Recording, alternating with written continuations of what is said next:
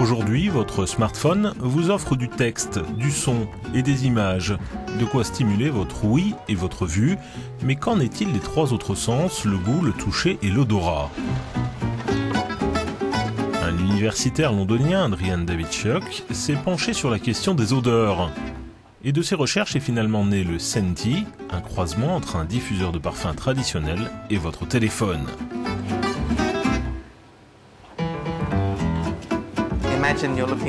Imaginez que vous regardez votre ordinateur, votre téléphone, votre portable, tout est derrière une glace, une fenêtre, un écran, tactile ou non.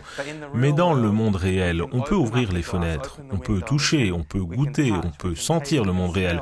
Donc il faut qu'on permette aux ordinateurs, enfin qu'on revoie notre manière d'interagir avec les ordinateurs pour que ce soit comme dans le monde physique avec nos 5 sens. Pour communiquer en odorama via la téléphonie et Internet, le chercheur a donc imaginé le Senti, qui est couplé à une application.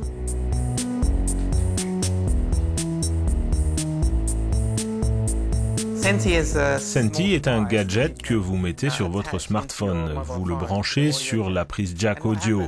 Et le Senti vous permet d'envoyer un message avec votre téléphone. Pour l'anniversaire de quelqu'un, par exemple, vous pouvez lui envoyer une odeur de fraise.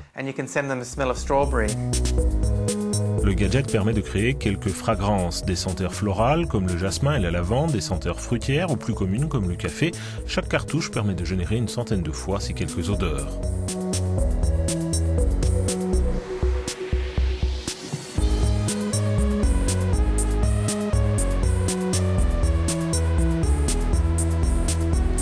Et qu'en est-il du toucher ? Des chercheurs japonais ont développé Ringyu, un appareil en forme de bague qui permet de communiquer des sensations via Internet. Avec cet appareil, le Ringyu, que vous mettez sur votre doigt, vous êtes en lien avec votre smartphone et vous pouvez vous connecter avec n'importe qui dans le monde via Internet.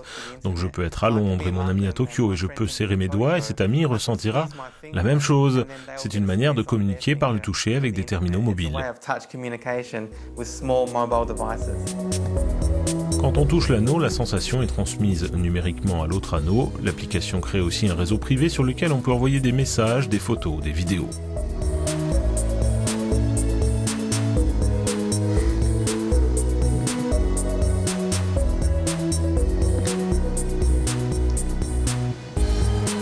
Cet engin est capable de générer des goûts via des signaux électriques. La machine est reliée à Internet de manière à pouvoir envoyer un goût à quelqu'un.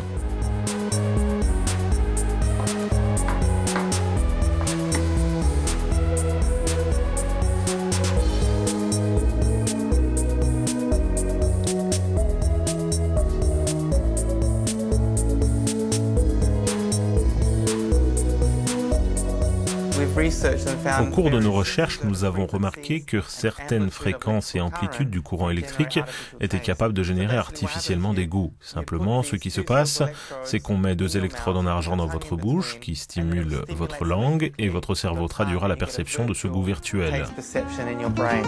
Le laboratoire d'Adrian Davichuk s'appelle le laboratoire de réalité mélangée. Cela reprend le concept de transhumanisme qui spécule que la convergence du monde physique, technologique et virtuel est inévitable.